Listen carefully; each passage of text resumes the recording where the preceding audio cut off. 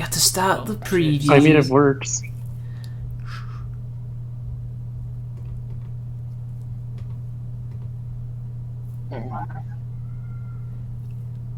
Hello, good evening, and welcome to Spergonomics. And today we have a rather interesting lineup of guests. But first, we're back, and you've all been waiting for us. Sorry it took so long, but I was working yesterday, and the last week I couldn't get home on time. So today, here we are, we're back. And with me is the usuals. How you doing, Mr. Chicago? How you doing? I'm doing pretty well. How about you, my man? Not too bad. And today I have a sound pad. Some of you will have heard it on the last stream. Was it 2 days ago now? Oh God. Yeah, and this is Chicago's theme tune, unofficial anyway.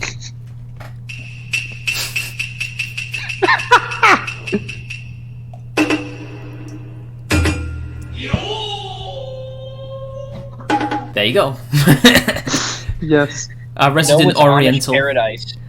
That's his song. Yeah, but I would. Paradise. Yeah, but we'd all get copyright strikes if I did that. And okay. and speaking of cringe lords, how you doing, Alkazai? I'm in a complex situation. Yes, we'll get into that. But this is your calling card. Why are you gay? Yeah. And with us are the guests. First, right below me, is a fellow Brit. The other one's also British. What do I call you? Shire Propagandist? Shadow's Hobbit today? What do you want me to call you? You can just call me Hobbit. We'll call you Hobbit. And this is your... How you doing, mate, before I get into your theme tune? I'm alright, thank you. Very nice. This is yours, if it plays.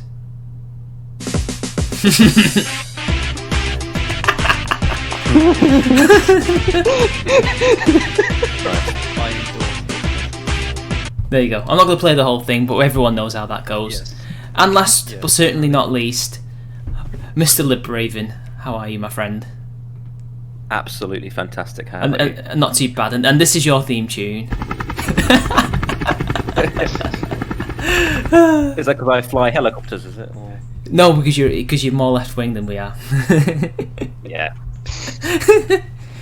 Although if you want, I could give you the Corpse Bride one. Fetch me musket. If you like Tim Burton, I don't know. But there you go. And also, we are officially our spirit animal for today's podcast is Mr. Big Smoke.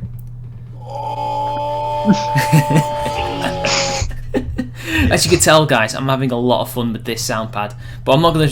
Hopefully, I don't scare you all away, and I won't use it too much. Fun is not allowed in the United Kingdom. Fun is not allowed on streams, apparently. So anyway, Oi, mate, do you got your fun license? yes, I do. In fact, Oh, good. it's called NGAD. Not giving a damn. Nice. So anyway, first I need the guests to explain what they are, who they are, and things like that. So Hobbit, explain to the people what your shtick is. I have a Twitter account centered mainly around the fact that I would like to live in a hobbit hole, and I think you all should too. Explain. Round windows, excellent. Mhm. Round doors, excellent. They do not tarnish the landscape like every other kind of building, and yeah, I mean, there's probably actual good reasons, but you know, the aesthetics are the main thing. Also, you've told me that you would actually prefer it if we all somehow magically, through the power of evolution and breeding, return to which ape was it? Turn to hobbitry. Homo floresiensis. Yes, return to Floresiensis. I think it's Indonesian. Mhm. About 30,000 years ago, there were hobbits that walked the earth. And that's what you want us to We return bring to. them back with science.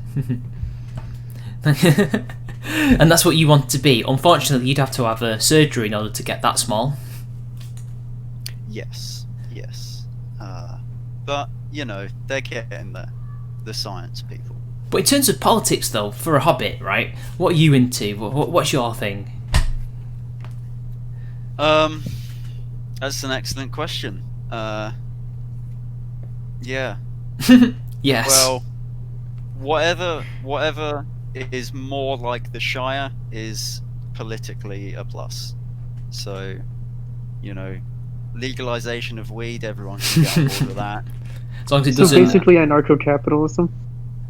Don't know about that. I don't know how capitalist the Shire is. It seems. I've seen the Considering word how many capitalist businesses around. well, considering how everyone there basically owns their own shops and stuff, and that there's really only the sheriffs there to go and protect people's property rights, I think it is very anarcho-capitalist. It's very possible. It's very possible. But also, hobbits are not terribly ambitious people, so the capitalism that would take place wouldn't exactly be, you know, recreational McNoob level of capitalism. Oh, by the way, we beaten British Knight. He's delayed he's delayed his stream, so he can feel free to come watch us. We've won. Haha. L shapes loser. Nah. I feel bad for him. It's not nice cancelling streams and stuff like that. So anyway, Liberaven. Hello. Hello. Not too bad. Explain what you're all about to the people. I'm online a lot, and I argue with people a lot, and I take myself way too seriously, and I have a little YouTube channel. So there we go. Wait, you're on YouTube? Yeah. You never told me. Asked. So there we go. You never even. Do you even share them on Twitter? I've never seen your videos like shared on there. Sometimes, yeah. Bro, it needs to be every time. That's how you get people to notice Well, it. Depends how good the video is, to be fair, I suppose. True, but even the shit ones need to be chilled because you need that algorithm. I don't know about Well, considering Yeah, Twitter's I suppose. probably a better notification box than YouTube at the moment. that. Oh yeah. That's fair. YouTube is so terrible. It I really get is. notifications for videos that I just watched. Yeah, I was talking to Yeah. someone Oh, yeah, and she asked me like, "How you doing? It's been a while. How's the channel?" And I'm like, "Yeah, it's all right. It could be worse." She's like, "I don't get any notifications anymore." I was like, "Oh, I know why." Susan. Like, Fucking Susan. have you heard the new rules that they're doing? That they're going to push. They're doing a Patreon. So what's going on is there was some prank channel, right, called Delp. I don't know, Nelk. Some stupid name, right? It must be an analogy. No, not analogy. What's that thing called? And that acronym? Acronym. That's it. It's some stupid acronym, Yeah. right? I assume. And I assume it must have been a prank. They're not a politics channel. Although originally I thought it was, but it's not. They said that you should ignore the lockdown, assumably for shits and gigs. And YouTube demonetised them for a month, or at least just temporarily. And they've now announced that they're going to be watching out for what people do off YouTube. And if you do naughty things off YouTube, well, they're going to punish you. So not only... That sounds... Yeah, so not only, right, are you going to get punished for doing nothing on YouTube, because we didn't do anything. Most YouTubers didn't do anything. In fact, there's YouTubers constantly saying on live and in video, don't do the lockdown, but for some reason YouTube sleeps when they hear them. But these prank channels doing it for a laugh, oh, we suddenly awake and I've got to deal with it. And now all of a sudden, what we do offline is apparently relevant to what we do online. Ridiculous. That's not going to end well for them. They'll probably be backtracking that. Well, you'd hope. Well, they will, because they can't even police what's going on the website, or they choose not to in certain cases. Like, people have highlighted, well, there's people abusing their pets online on YouTube, and they get millions of views, and probably the only reason why they're still on here is because YouTube profits off it. Yeah. Like, it's too much hassle to get rid of them, because they're probably making a lot on ad revenue, which is strange, isn't it? They complain the companies about my white supremacists and my ads appearing on their videos, but they sleep when it's a guy hurting a cat or something, you know. Yeah.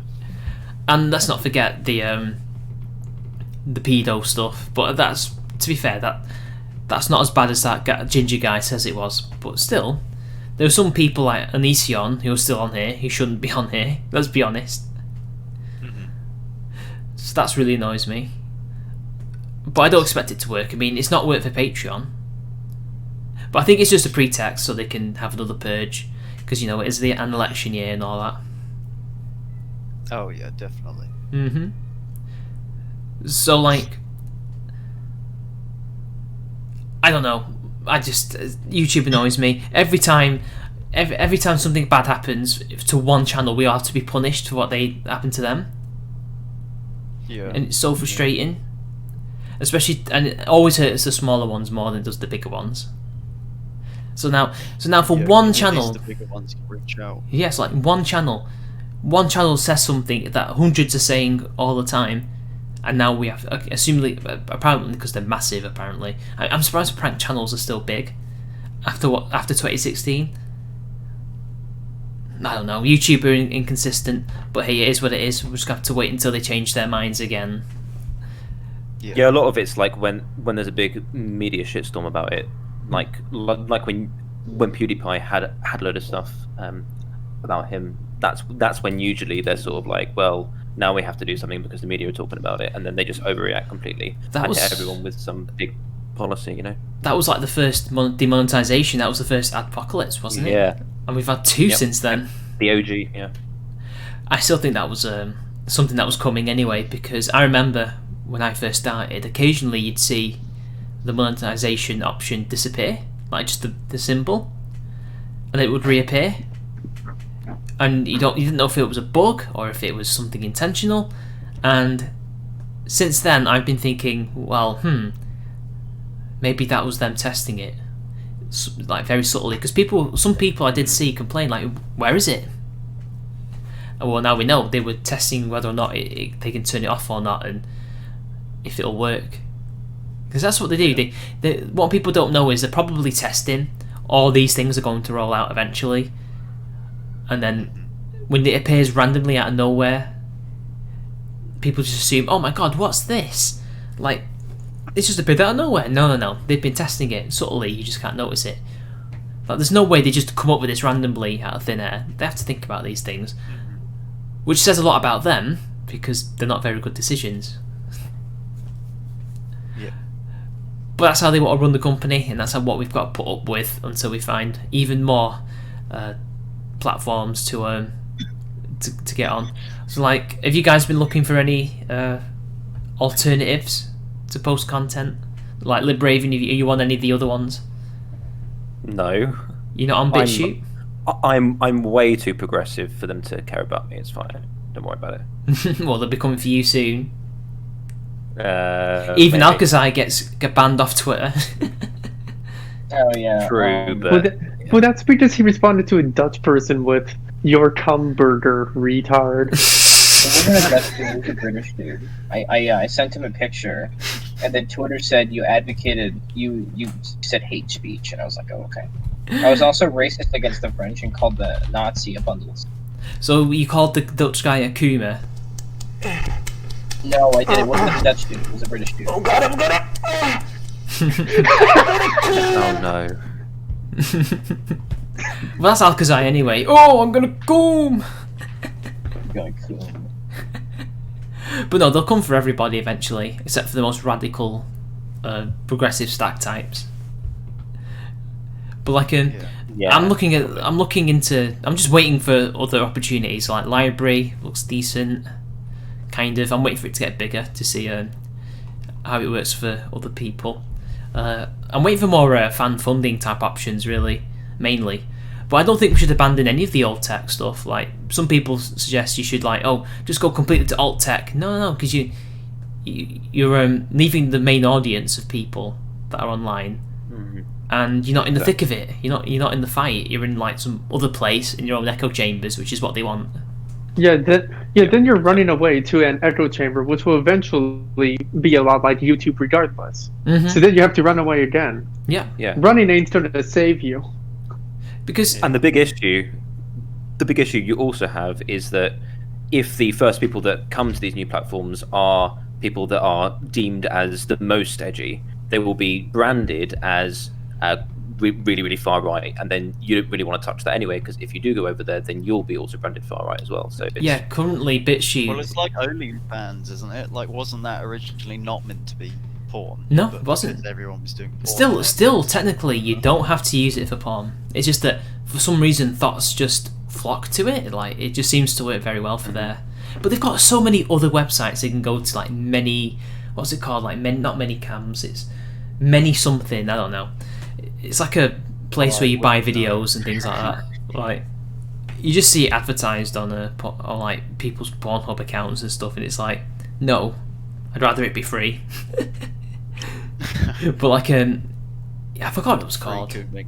Yeah, but even then, maybe that website wasn't originally porn. I don't know, but that's probably OnlyFans' fault for not having like for not allowing porn, for allowing it on their website, and now they've been invaded. But speaking of OnlyFans, did you guys see the Bella Thorne thing, Liberaven and Hobbit? Yes. Nope. So she's on OnlyFans now. Well, she wasn't she? She caused like a you know, like how She big burst YouTube. the OnlyFans bubble. Well, she hasn't burst a bubble. Okay, so what happens, Ross? Wow, she's getting there. She's the PewDiePie of well, PewDiePie / big YouTuber of YouTube, right? So what she's done is she's gone onto OnlyFans and said, "Hey, fans, male fans in particular, you can come see me naked if you donate $200 to my OnlyFans." And of course, all the Kumas in her audience were like, "Wait, hang on, let me get the thing up." They were like this. Oh. Okay, they were bopping it. That's the wrong one. Crap. Where is it? Cool. There it is. So they were like this. Oh god, I've got it! But unfortunately, they never got a chance to coom, because as soon as they played that $200, what they found was no nudes, just lingerie. So and then all hell breaks loose. There were people who were charging back OnlyFans. She made by the way, she made $1 million in the first day. Let that sink in. So dumb. Yes. Doesn't it make you feel depressed? The wonders of capitalism. Think about how many hobbit holes I could have built. Think about how many people you could have created who were hobbits with that money. I mean, not a lot, but think about it. How many people I could have paid to fuck off. Yes. Imagine how many. I don't know. Alcazar, what do you like to buy? I don't know. Buy what? Anything. What do you like to buy? People. Are you implying something? Video games and marijuana. You could buy so much weed in video games, you wouldn't be bored for the rest of your life, right? That's how much money she made in a day, and in a week she made $2 million. And then people started charging back, which forced OnlyFans' hand, so they had to cap it to $200. You could spend like a month or something, or a week. I have no idea, but they've capped it, and all the thoughts were complaining, saying, "Oh no, we've been ruined. Oh, you're making things hard for sex workers. Oh no, they need to have jobs." Oh yeah, another thing is, what I've recently read is that the payment system's changed for them, so that it's no longer every week, it's every month. So they're being paid like normal people, like Patreon. That's every month or per post or something like that. Like how YouTube AdSense is every month, isn't it? Like a job. So you're still making the same money, right? Those people aren't going to lose their fans. You can easily make the same money, only you're getting it later. So, oh well, better start saving money, guys. But then Bella Thorne came out and was like, "Sorry, I was doing it for research, for a movie. I needed the funds." Oh, is it $100 now, Richard? Holy crap. So it must have gone down further. So now the simps can't offer more than their, like, I don't know, food money. Because people will donate their entire rent to these people, and then they don't even tell them no. They don't care. But it's exposed how bad it is. Like, at the very least now, these men will be saved financial troubles, hopefully, by the action of one person who lied. But only because women were most affected, unfortunately, you know. It is what it is. So, anyway, let's get into some politics. Politics, to quote Did you hear about the Nobel Peace Prize, guys? I did. It's cringe. Well, it is cringe, but... Well, that's because you don't like peace. Yeah, I like eternal What war. are you, anti-peace? Yeah. Well, anyway, Trump's been nominated for it, hasn't he? Has he How really? does the system even work? Does anyone know who nominates? I don't To be know. nominated for a Nobel Peace Prize, you have to be nominated by a member of the Norwegian Parliament or somebody who has won the Nobel Peace Prize previously. Wait, the Norwegian one? Norwegian Parliament. Yeah. But I thought Nobel was American. No, Alfred Nobel. was Alfred Swedish. Nobel is Norwegian. Yeah, he's Scandinavian. Yeah, he's Swedish, but for some reason he gave control of it to the Norwegians. Well, because fuck Sweden. Fair enough. Yes, true. I have it on good Norwegian authority. Fuck Sweden. All my homies hate Sweden. Yes. So anyway, he's been nominated for his work, which I think he's done genuine things for peace. In not for the. I mean, they could have Time will tell. Time will tell if it's yeah. for the world, but in terms of these regions, very important. So like, getting the two Koreas to at least talk. The war's not over, technically. Mm-hmm. Yeah. But they're more closer now to an actual peace treaty than they were ever. Because at the moment it's just an armistice, and in just like an eternal armistice that will, even though throughout all the years they seem to either come close to war, like they were in the 60s. There was technically a second Korean War in the 60s, which nobody seems to remember. Check out Matt Felton, for stuff on that. They've been... Yeah, and it's Mark Felton, by the way. Mark Felton, yeah. I said Fenton then. Fenton! Jesus Christ. Felton. Maybe I should get that soundbite, but not right now. so like, they've been... There's been times where it's been quiet, times where it's been hot and cold and things like that, but now finally it seems as if they can coexist somewhat anyway. I mean, they shared the Winter Olympics, didn't they? Which I don't know if that was like a propaganda thing for the North, or it was legitimately an attempt by both countries to come together, but it's better than nothing. It was a legitimate attempt. Mm-hmm. Which, honestly, the two countries are somewhat coming together. They haven't signed a peace deal yet, and that's mainly because of the South's hesitance to go and have the U.S. heavily downsize its forces there. I mean, again, you never know if So he that's gets really toppled. the only real obstacle left. Honestly. Yeah, because you don't know if he's going to be toppled, and then some guy's going to turn up, or his sister, who I think looks worse. She seems psychopathic in all the pictures I've seen. Yeah. Oh yeah, but one thing I've realized about his sister is that she at least shares Kim's desire for peace in the Does region. she? Okay, that's fair Other enough. than that, though, she's just worse. But as So long as she would be worse for North Korea, but for South Korea would be more of the same. I think it was the Korean president who said that Trump deserved some kind of prize, didn't he? Back when that was going Yes. In fact, he said he deserved a Nobel Prize. on. Yeah. Oh, that's the one he's nominated for. Yeah, and then Yep. then there was the thing. Then recently, out of the blue, he seems to be doing it recently without much fanfare. So like the one with Kosovo and Serbia appeared out of nowhere, literally nowhere. Next thing you know, because if anybody knows the history around that area, it's horrible and brutal and nasty, with all these different ethnic groups and language groups fighting each other, and there's debates about who lives where, like, because a lot of people don't realise is Eastern Europe and Central Europe to some degree, technically there's really no, it's like the Middle East, there's no actual national boundaries really. There's Germans, well, there were Germans, but there were Germans here, there were Czechs here, there was Jews here, there was Ruthenians, Hungarians, all over the place, and they owned this, and these people lived in villages and towns here and there, and then there were places where there's no particular majority, and like Yugoslavia, or at least the Balkans, was no different. And to see these two countries, because Kosovo is the Muslim area, isn't it?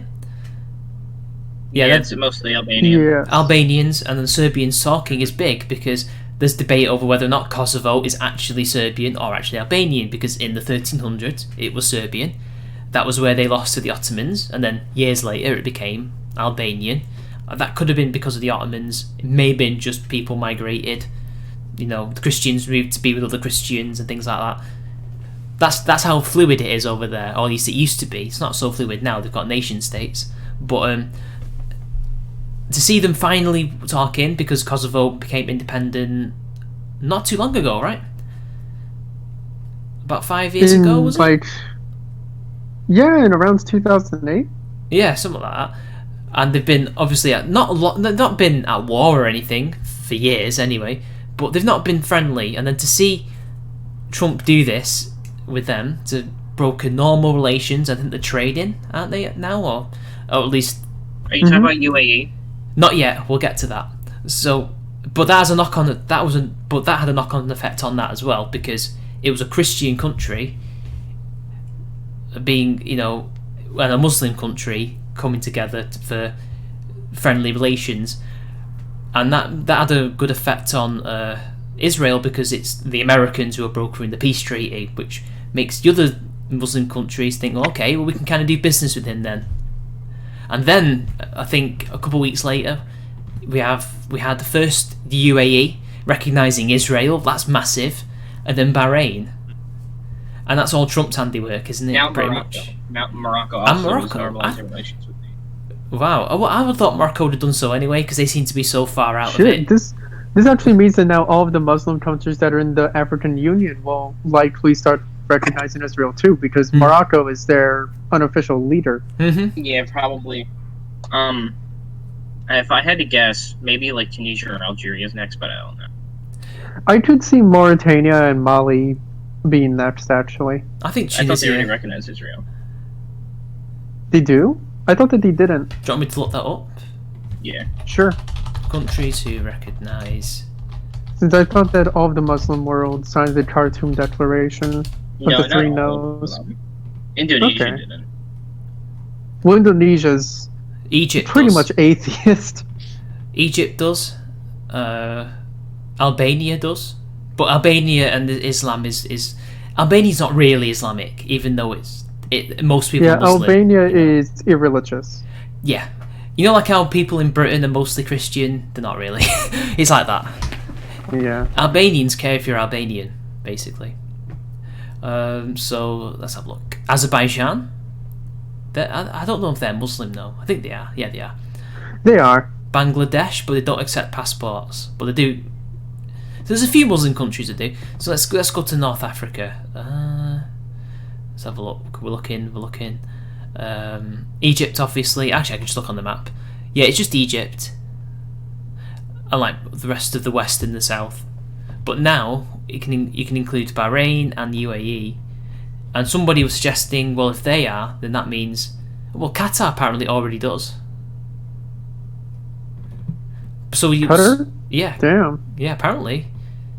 There's something. Well, it's Well, that's actually pretty big considering how much natural gas actually Qatar, no, it's trades. hang on, let me look at. Oh wait, no, they haven't. Orange means they haven't. So Bangladesh is Okay. not. Okay, right. It wasn't so clear then, but they'll have to now, won't they? Because all the league, all the Arabs. I don't know if there's like, is there a league in like the Arab area that are in Arabia, like a trading league or something? You know. There's the Gulf Cooperation Council. Yeah, it's kind of like that. So that. OPEC. Yeah, OPEC. So basically, all the all the OPEC countries are recognising Israel. So that means all the I rest think will there's have also to. MEFTA, which is the Middle Eastern Free Trade Organization. Mm-hmm. So somebody, free trade agreements. Yeah. somebody on Twitter mentioned this is big because that means if these two countries are, then that means Saudi Arabia will eventually at some point.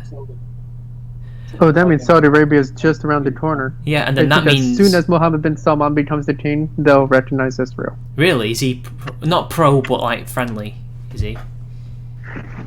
He's a pragmatist. He Practice. sees that Israel can then go and buy Saudi oil Mhm. because not much of the West is doing that anymore, thanks to America producing more oil. Mhm.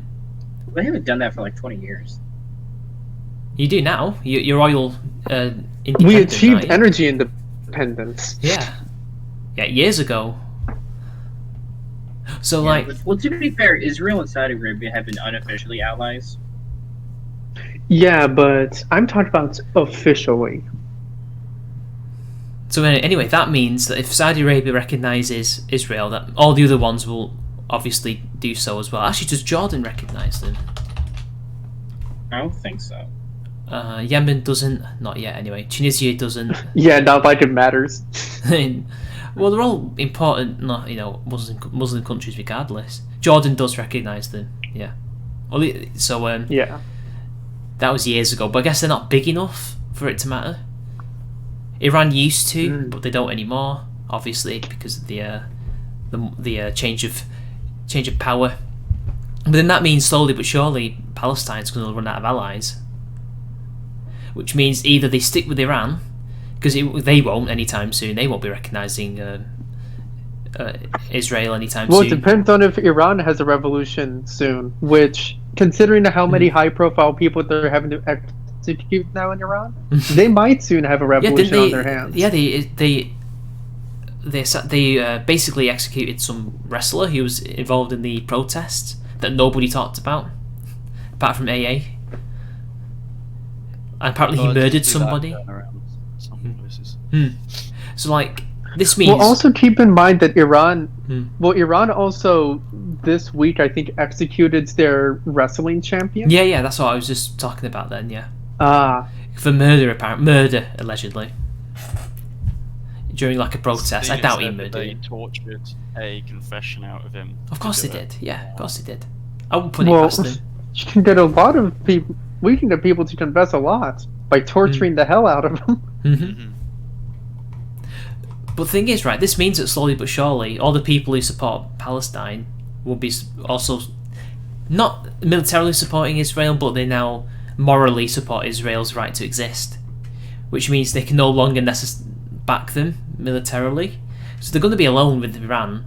It's either you're alone with Iran, or you go back to the peace table and you actually talk, and this time you actually have a peace that's stable and lasts, which could be anytime soon in the next 10 to 20, 30 years. I never thought when I started learning about all this that this would ever happen in my lifetime.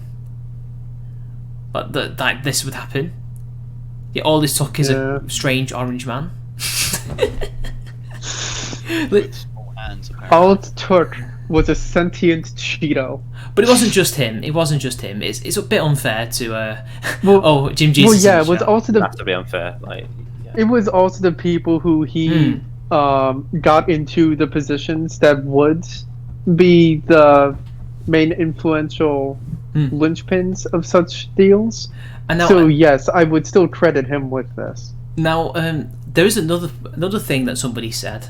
Now, was it on a stream? Was it on a Twitter? Was it on a video? I can't remember. But somebody mentioned that this was Kissinger's idea. America basically stops interfering and actively supplying Israel in the wars that they get involved in. Like, just stay out of it. Despite the Iraq War and all that, just when it comes to that area, stay out of it. Don't do anything. Just, offer moral support. Slowly but surely, things will eventually stop. Just let them fight. And well, look, they've obviously they've had enough fighting now, haven't they? All the other countries, anyway. So it seems to have worked. Because again, you can't. There's only so much fighting one can do. It's not a total war game, Well, if it was a total war game, there wouldn't be any cities left in the Middle East. In the new ones, yeah, you can raze them to the ground. Oh, Jim Jesus. It's awfully hard to go and rebuild a crater. Exactly, yeah. Although I'm pretty sure the Chinese would try. Oh, by the way. Excellent! That's from Jim Jesus in the chat. So any other things the guests would like to talk about? Liberaven, you got any stories you'd like to discuss? Anything? No, I'm just here to vibe, really. You're here to vibe, yeah? Yeah. So what do you want to vibe about then, eh? What's your take on the Middle East in question? I mean, yeah, like, I think that Trump's done a decent job with that, and and overall, like, I think he's done a lot of good stuff, like with Korea and all of that. But I do have to point out that the way things have been going down with Iran have been shaky as well. So it's not like it's all sunshine and rainbows. Also, I think it has less to do with Trump and more the fact that like the countries in the region are becoming increasingly more scared of Iran, so they're just like normalizing relations with Israel to have an extra backup. Possibly, yeah. And if, I mean, you could Well, say then that the US foreign policy being antagonistic towards Iran has meant that that's stoked up tensions, and then the US have been able to use that. So, in a sort of Machiavellian way, that may have worked to their benefit. But I do think that it is dangerous the way things have been going. Now, it's calmed down a bit now, but there was a time when Trump had literally ordered to attack Iran, and then they had to pull it back. So it was on the cusp of going really, really badly. So don't forget that other little aspect. I think Trump can be a bit of a sort of loose screw sometimes. So I think he was trying to bring. Well, sort of I mean, stabilised a bit, yeah. Well, one thing to go and remember is it took a loose screw to go and get us out of Vietnam. Was But that who I think Nixon it is? Oh, kept hang on. Nixon kept on playing himself up as insane. And it worked. Like, the North sought out peace with us, and we managed to go and get peace with them. So sometimes you do need someone pretending to be a loose screw, which is exactly what I think Trump is doing, just a little bit more forceful than Nixon did. And, well, then we get what we want in the Middle East, and we can leave. I suppose. Well, I would say with Iran, he was trying to do that brinkmanship that he did with Kim Jong-un, which was because he was also Which worked. Yeah, he was saber rattling as well, which people forget, like which North Korea always do, and America usually either ignore it, they don't, they just think whatever, it's just this little terrier or chihuahua just shouting and yapping at us, we don't care, or they'll talk big, but they'll never actually walk the walk. But Trump did. And he directly threatened them on Twitter, and it was like, look, you can say that you've got nuclear weapons and you've got a big button, but my button's bigger. And because he was an unknown quantity at the time, wasn't he? He was a dark horse. Nobody really in the world knew what he was going to do. Like, his foreign policy was kind of unknown, aside from China. So I think that's why another reason why they backed down, because they thought, well, he might actually do it from what we've heard. And then they started talking, and then Trump somehow worked his magic, and there you go. So I think that's what he was trying to do with Iran. But Iran's not afraid, because Iran are, well, the higher-ups, not the people necessarily. The Iranian people are actually overwhelmingly anti-theocracy. But the Ayatollah and his elites, they're not afraid. They're too ideologically driven to be afraid of America or anyone, because... So that wasn't going to work, and I think that showed Iran's lack of education on those types of people. So, like, maybe he's decided a different tack, which is, well, they've got potential allies all around them, but they're also potential enemies. And I also think that, to some extent, the North Korean thing was an extension of the trade war with China. This new Cold War. Oh, yeah. Pushing away one of their allies. It was basically trying to go and isolate China from one of their oldest allies. And it's somewhat working. Yeah. I mean, whether or not Kim Jong-un would back them in a potential scuffle or argument, I don't know. But he seems buddy-buddy with Trump, so he might have to think about it, wouldn't he? Because Xi Jinping, the Chinese, anyway, in general, but him especially recently, he's not made a lot of friends among his allies, shall we say. Like, Putin doesn't particularly want to hang out with China and back them either, and he's technically probably their biggest ally, quote unquote. So I mean, it looks like Trump is being unhinged and being incredibly belligerent in foreign policy, but when you look at it with a very Machiavellian point of view, it's then where you can go and see the genius of it, which is trying to go and isolate the Chinese and Iranians. I would say it's more Roosevelt, as in the good Roosevelt. Teddy, walk softly but carry a big stick. The one who didn't try to make us into a socialist hellhole. I don't think Trump's competent enough in order to pull up a Machiavellian scheme. I think this is more of the State Department's doing. He just happens to be in charge at the time. It's people. Well, that's the church. The State Department has been resisting The all deep this stuff. state. The deep state. Exactly. Well, we The got to deep remember, state is based. Machiavellianism just means pragmatism. That's literally all it means. At least the original meaning of the term, anyway. So I guess he is being Machiavellian, but in the way that people use the term, he's not being Machiavellian. It's not like a scheme or anything. It's just this is the geopolitical situation, and to the best of his knowledge, this is what he thinks about it and what his advisors are telling him, and that's how he's acting. And it seems to be working because the two Bushes, not Reagan. He was a different era really, but Clinton and Barack Obama, it wasn't working. Like, they were too busy creating unnecessary wars and going after the wrong targets after 9/11 and things like that. And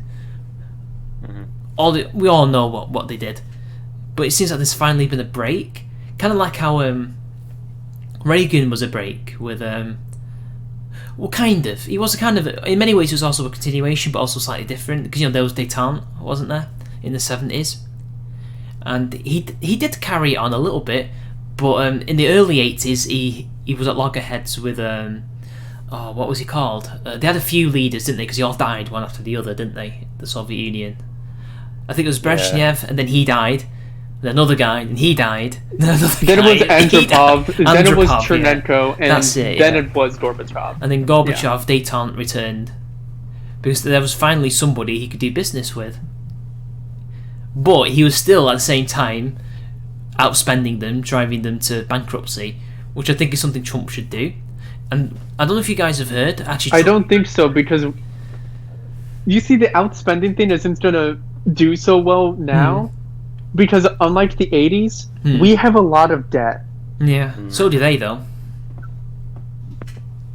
In the 80s, we only had around 40% debt to GDP ratio. Now it's around 110%. We can't afford to outspend. Exactly. The big issue, I think, at the moment is that China are playing a bit of a long game, because even though they've got a bit of a sort of house of cards in terms of their economics, they are using the money that they do have readily available to buy up things in various strategic locations.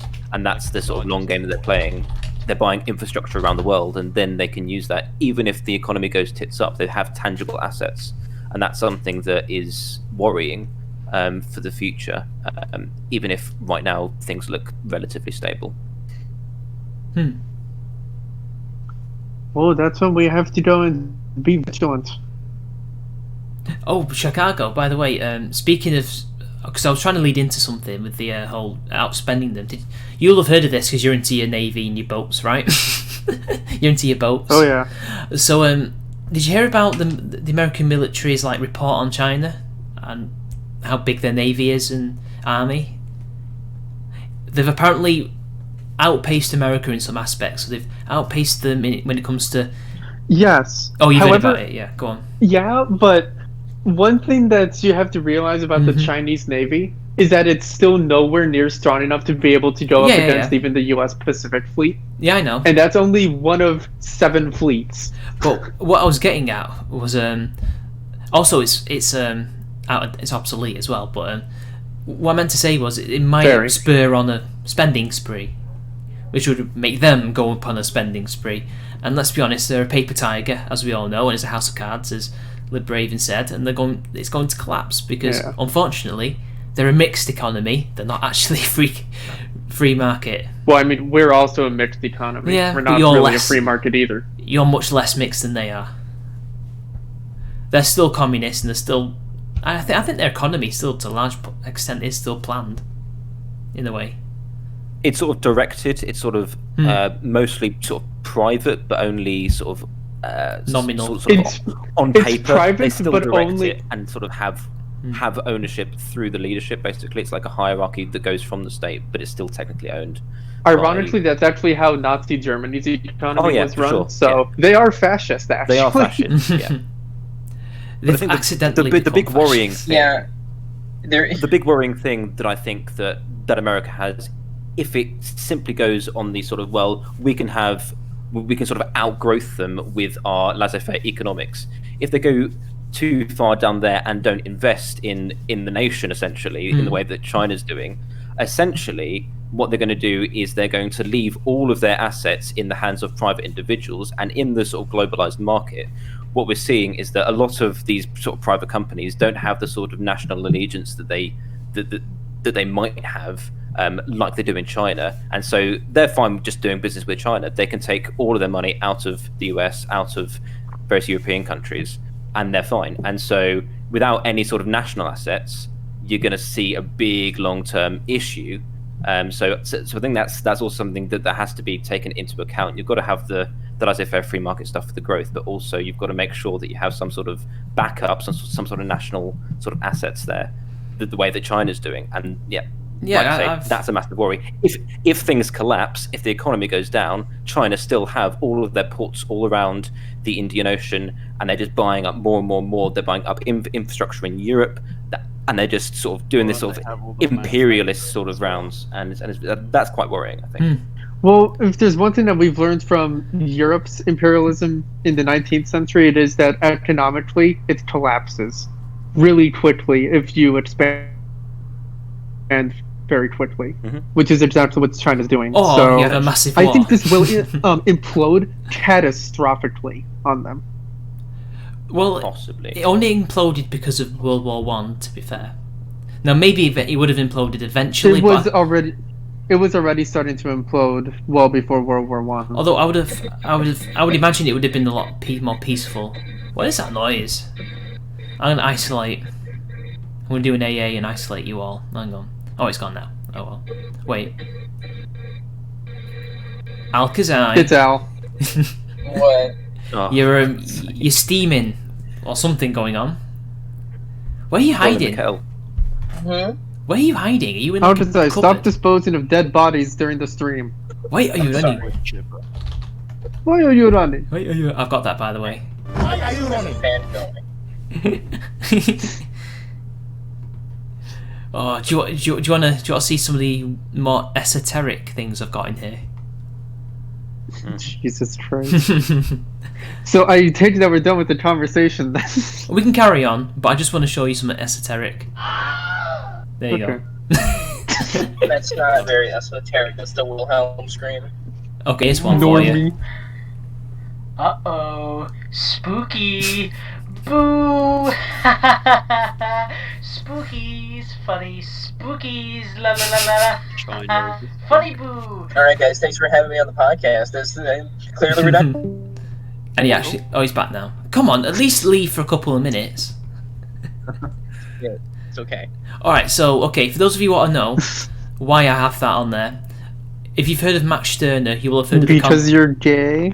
Well, no, Alcazar is the gay. He's the big gay. No, but the reason why I have Spooky is because I hang out with Jim Jesus a lot, and I've also got the book, but I've not read it. I hear a lot about Max Stirner, because he's a big follower of him. He's in the chat, by the way. Shout out. So, he has a concept, Max Stirner, of the spook. Oh, I've got to look it up again. Hang on. Because I can't articulate it yet, because I've not read his book properly. Spook, Max Stirner. Yeah. It's a meme now, but it is an actual thing. So, it's egoism, isn't it? Right, that's what he was. Anarcho-egoism. Anarcho-egoism, that's the one. So he proposed. I'm going to read it off Wikipedia. Stirner proposes that the most commonly accepted social institutions or norms or whatever, it's not just institutions, including the notion of state property as a right, natural rights, although the property thing is subject to debate anyway. But whatever. And the very notion of society, as in we live in a society, are mere illusions, spooks, or ghosts in the mind, or as it actually should be translated, a phantasm.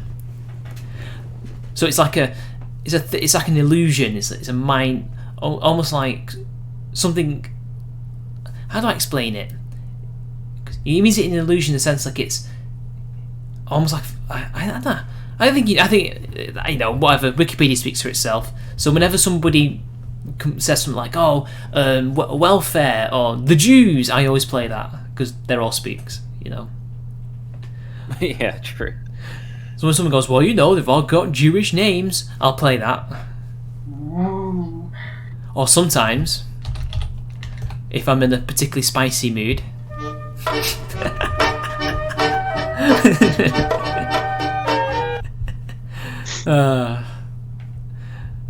Never change. I know. I've also got this, by the way. This is from an advert in Israel, so it's okay. Speaking of Israel, they just went down on a second lockdown. Definitely oy vey. Speaking of Israel, they just went on a lockdown. Like, out or in The again? COVID lockdown? Yeah. I just got a Twitter Damn, son. notification for it. I wonder how Chadis Judea's doing then. Probably got a lot of spare time all of a sudden. I think it's alright. COVID has. You haven't heard much about what's going on in the Middle East and Africa. Like, how bad is it, or not so bad over there? I think that's because no one cares about how bad it is over there. We probably should, though, because people are still moving around and going on holiday and emigrating and things like that to all sorts of places, all around the world. So I think we should care, really. Because I heard it wasn't that bad in Africa. They've not really had much of it. Could be an issue of testing though. Yeah. That's the problem with all of it. Like They've had another Ebola outbreak in Central Africa. You know, there's been more Ebola. Oh, brilliant. Two. You mean the Congo? There was one in the Congo, and there's another one. I forget where. Yeah, I think if you want to look that up, if you want to keep updated on that, Sticks, Axe and Hammer occasionally will make a video on it because for some reason he's got into that. I don't know. Ebola seems to be one of his many interests. Speaking of Ebola, hang on, where is it? There it is. Do you know the way? What is the Hobbit take? Okay. So what is the All Hobbit right. take on them? On the Ugandan Knuckles Hobbit? Are The they Ugandan Knuckles. are they welcome in the Shire? They are quite short, so that's a plus. The bright colours are maybe an issue. Well, they're only I red. don't know. Yeah, but they're very red, aren't they? Oh, why does it remind you of Mordor or something? Like, is it? yeah, and the red eye. Oh yeah, Do you know the way? the one way to rule them all. He gets Viet Mordor flashbacks. Alkazai, tell me a joke. Your mom. Oh, Here we go.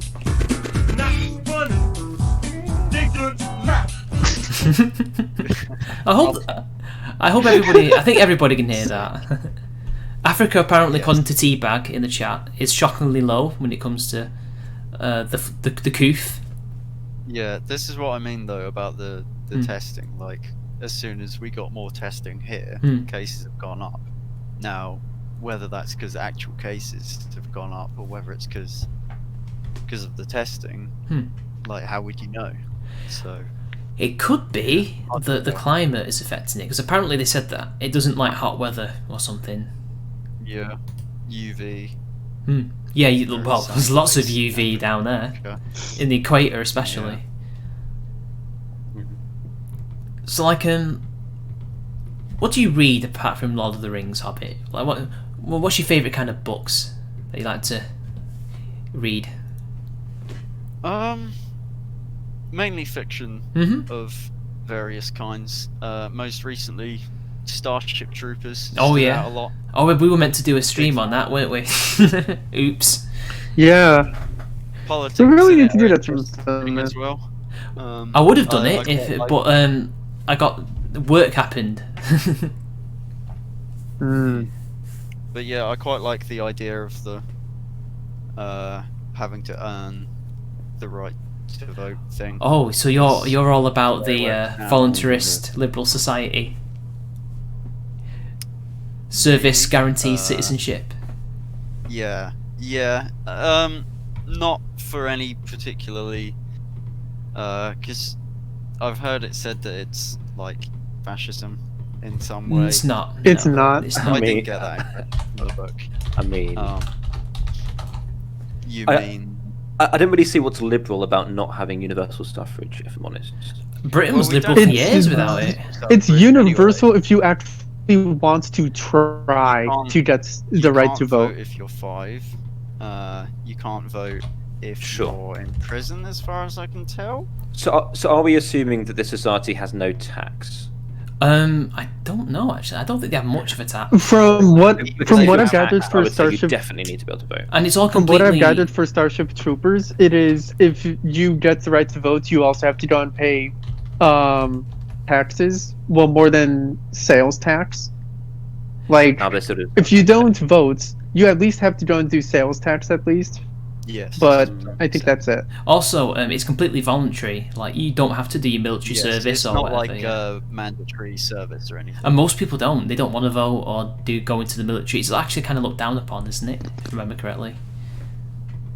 Like It's not looked down upon, but it's also not encouraged. pushed Hmm. for either. Yeah. Actively discourage people. I guess if it's fully voluntary, it's fine. Young people from all over the globe are joining up to fight for the future. I'm doing my part. I'm doing my part. Yeah, I'm not doing the movie, my not part. the I'm movie. doing my We- part. My part too. We're They're doing. Yeah, we're not talking about the movie adaptation, which wasn't actually even that good of an adaptation. I think yeah, Paul so that's Verhoeven what- can't read, to be honest. Mm. Do you read any non-fiction, though, Hobbit?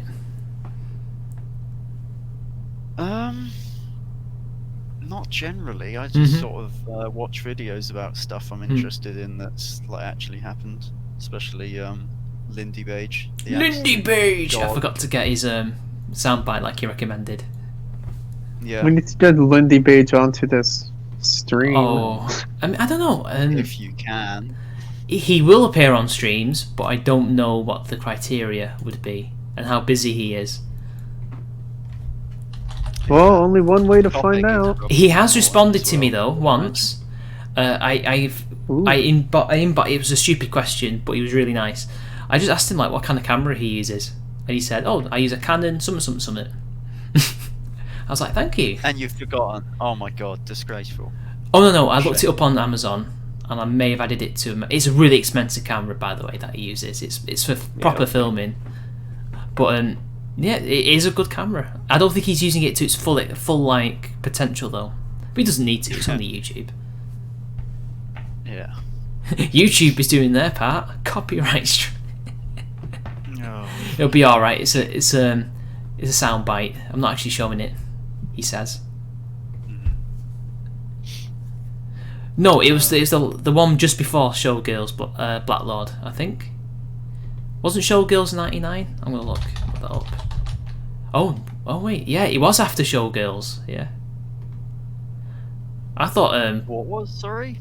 Oh, okay. So in between Total Recall and Starship Troopers, Paul Verhoeven directed a film called Showgirls, Okay. which is about strippers and Okay. stuff like that in Las yeah. Vegas, and it was a box office bomb, and it was considered one of the worst films ever made.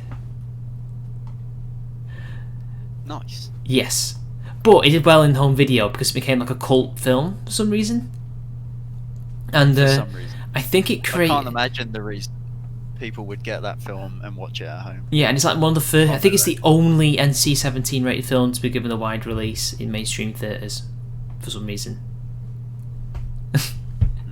And then he made Starship Troopers. I thought he made it before that. Well, I was wrong. Wait, they gave him Starship Troopers after that? Yeah, 2 years later. Yeah, and then he returned to Europe, and he's been doing films here ever since. I think. Oh, he's releasing a new film, by the way, next year, called Benedetta. And it's about a nun, and she starts a love affair with another woman. Of course, it's about that kind of thing. I knew as soon as it said a new convent novice nun, I was like, oh, okay, yeah. I knew what this was going to be about. Bloody Europeans. Nuns, more like nuns. Hey, well, the nuns were pretty. Hey, they were pretty brutal. The nuns to the kids. You know, back in the day, slapping you on the left hand if you were left-handed because they thought it was a sign of the devil. Sinestro. Yes. So, Liberaven, are you reading anything at the moment? Am I reading anything? Yes. No, I'm about to embark on a revisit of Mills on Liberty. Oh yeah, I read that recently. That was a very good I read book. it a while ago, but I'm gonna give it another bash because I want to sort of extract all the cool liberal stuff. It's funny. Like, I thought there wasn't much I could learn from it because I thought I've watched so many videos. There's no way I could like. I did actually quite a lot, considering. Yeah, he's good. Yeah, he's quite good on free speech, isn't he? Mate, he's second to none. And there's a lot of people who you could consider better than him. Actually, I need to turn my mic down. I'm very loud. There we are. That's a bit better. It should be better for people. I'm not clipping. There we are. I just noticed that. So actually, I need to check my sound. Got louder. That could be my voice rather than the thing. On OBS, I won't be loud. Hang on. Stupid sound settings. Not doing what I want them to do. Not funny. Didn't laugh. Yeah, it's at 100. I shouldn't be at 100. I think that's Discord. Hang on. I'll just sort that out, guys. Sorry that I'm so loud.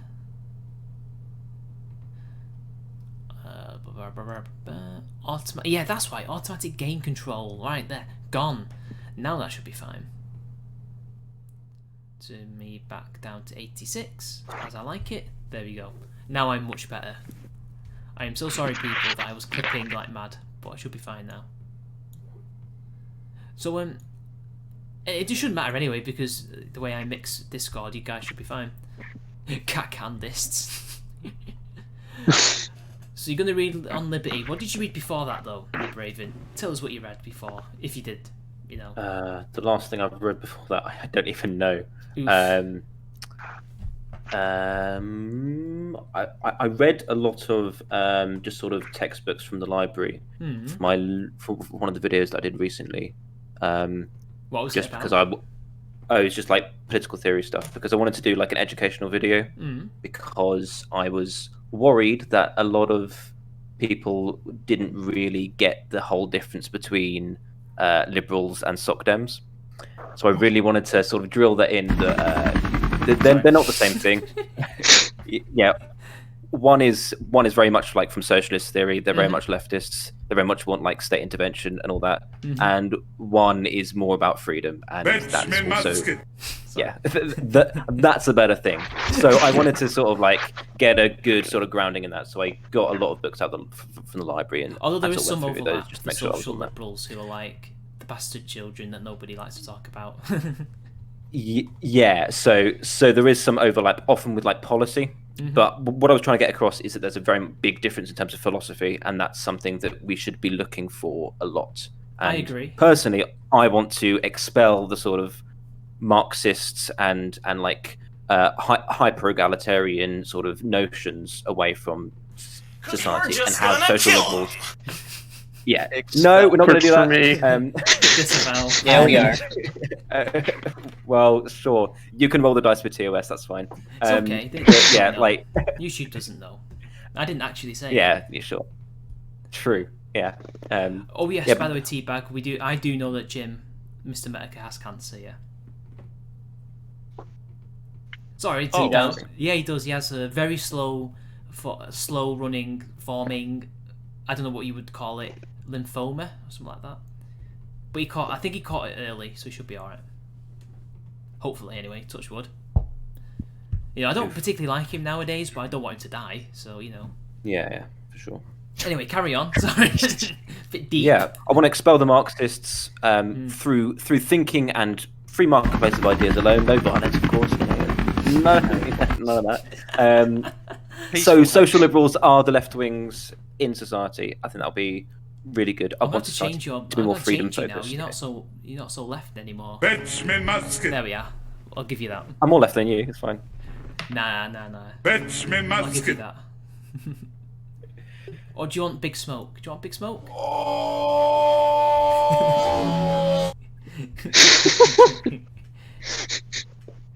Yeah. So I agree with you on that though. That a lot of people don't know the differences, but I think a lot of them do it on purpose. Like the left do it on purpose as well. They for sure, liberals for things like that.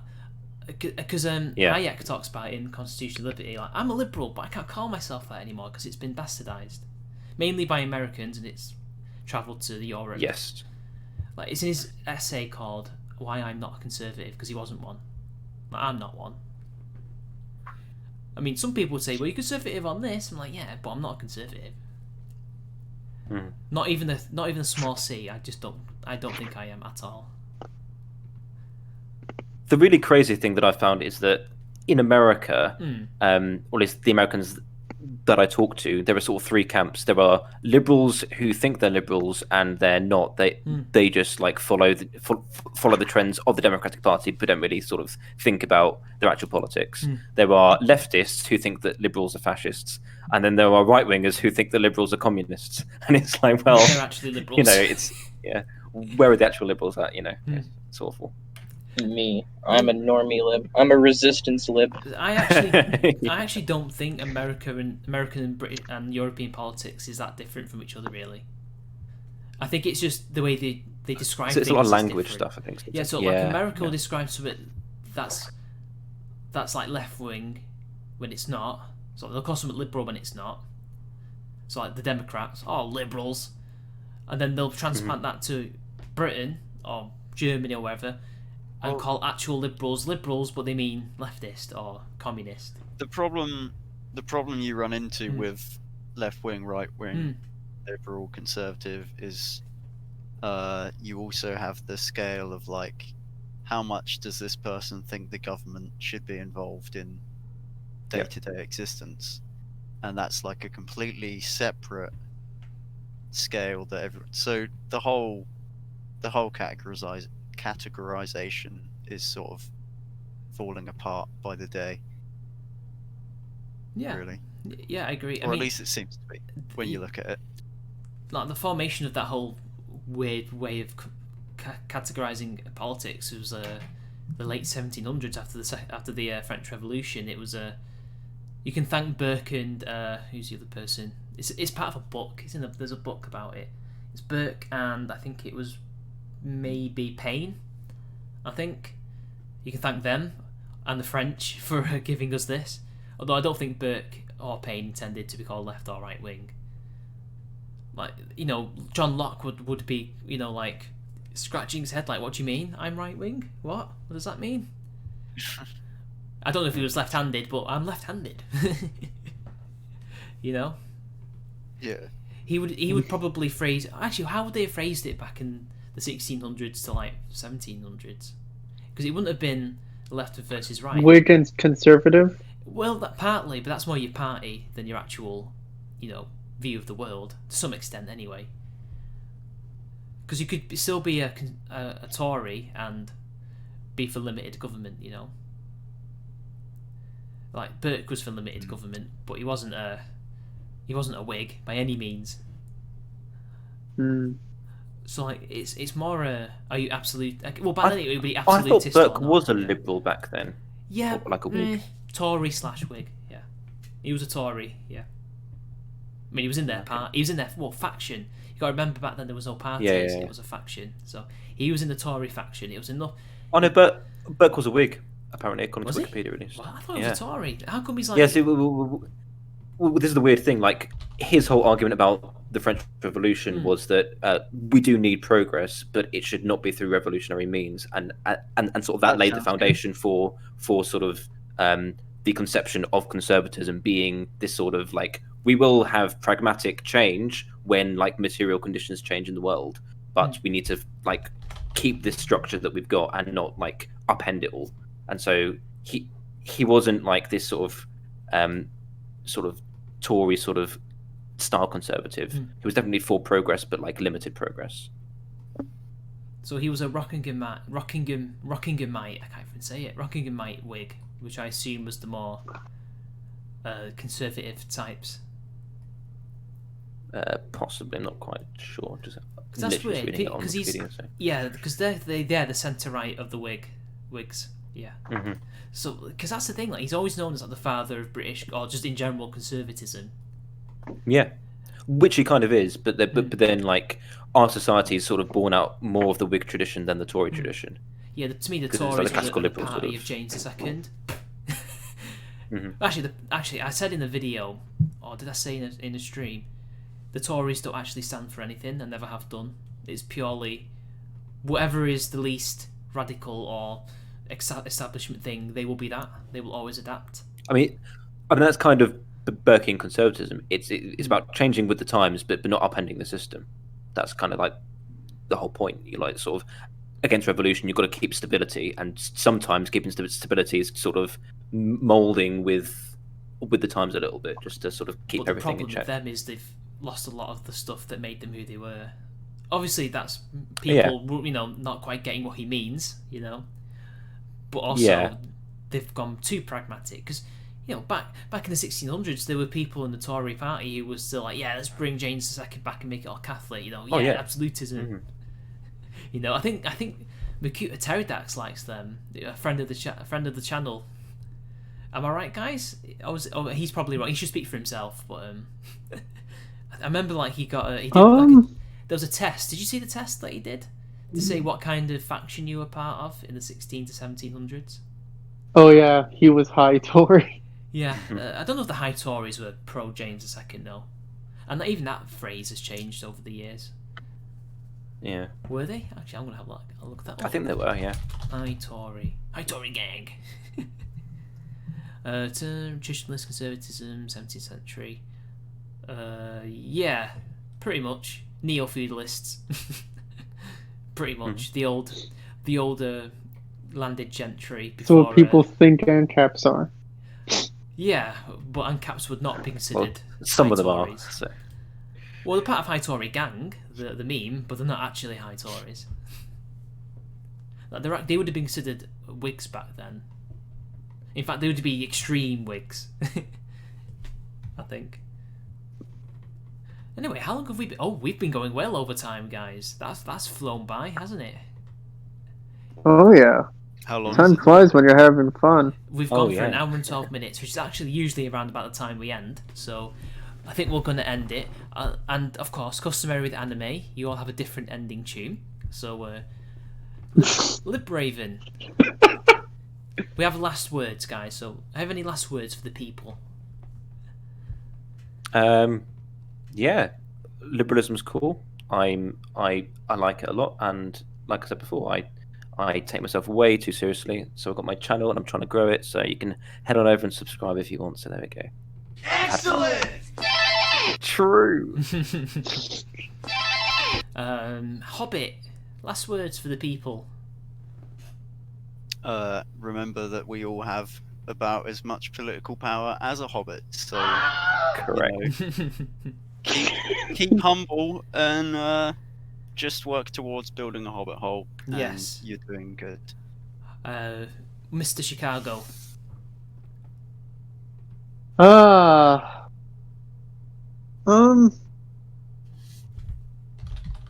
Good question. What are my last words? Oh yeah. Venus. Don't let politicians rule over you. Filthy Frank, anime hunter. Filthy Frank, anime hunter. That's his official theme tune, by the way, guys. And finally, Damn right. but certainly not least, Mr. Alcazai. Last words. Pray for my safety. Actually, before we go, we need you to explain that because we all know, but the people don't know. So explain to the audience why you're hiding in the broom cupboard or wherever. I don't know where you're hiding. Oh, why I'm hiding? Why I'm in hiding? So found out. Yeah, a guy the was information that would cheating. lead to the arrest of Hillary Clinton. Yeah, that's it. Let's go with that. We'll go with that. That's what. Yeah, sure. Go on, let's be truthful. All right. Hiding from the Clintons. No, you're not hiding from the Clintons. Tell us. I Aren't caught we Bill. all? We'll say I caught Bill cheating again. We'll say Okay, that. basically, Shit. he did the right thing and called out a person for cheating to his girlfriend, and now he's hiding because the person's Nice. out for him. But don't worry, all you have to do is Fetch me musket. and you'll be fine. Anyway, people, I will leave you with some wise words from one George Frank, whatever his name is. I forgot his surname. Wait, where is it? Ching ching ching ching ching ching chong ping wang. There you go, guys. And until next time, I will Catch you later, God. see you later, guys.